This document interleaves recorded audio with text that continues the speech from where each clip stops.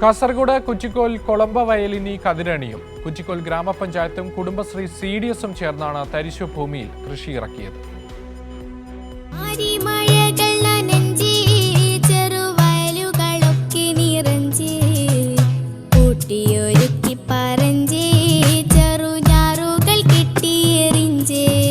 പെയ്തു തിമിർക്കുന്ന മഴയിൽ നാട്ടിപ്പാട്ടുമായി നാടൊത്തുകൂടി. കൊളമ്പവയലിലെ 6 ഏക്കർ തരിശുഭൂമി ഇത്തവണ കതിരണിയും. കുറ്റിക്കോൽ ഗ്രാമപഞ്ചായത്തിന്റെയും കുടുംബശ്രീ മാതൃകാ CDSന്റെയും നേതൃത്വത്തിലാണ് നെൽകൃഷി ഇറക്കിയത്. വയലോർമ എന്ന പേരിലാണ് നാട്യോത്സവം സംഘടിപ്പിച്ചത്.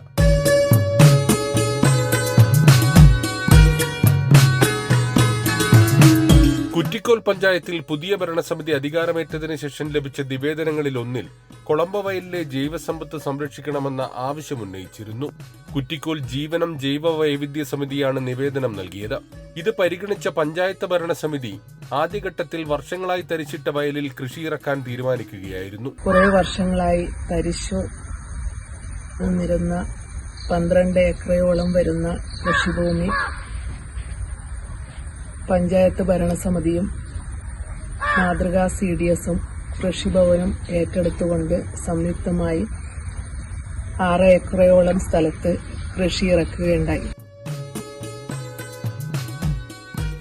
ജില്ലാ പഞ്ചായത്ത് പ്രസിഡന്റ് സാബു ഇബ്രഹാം നാട്യോത്സവം ഉദ്ഘാടനം ചെയ്തു. വിദ്യാർത്ഥികളും വിവിധ സന്നദ്ധ സാമൂഹ്യ സംഘടനകളും വ്യാപാരി തൊഴിലാളി സംഘടനകളും കുടുംബശ്രീ അംഗങ്ങൾ, തൊഴിലുറപ്പ് തൊഴിലാളികൾ, ഹരിതകർമ്മ സേനാംഗങ്ങൾ, കർഷകർ, നാട്ടുകാർ തുടങ്ങിയവർ നാട്യോത്സവത്തിന്റെ ഭാഗമായി.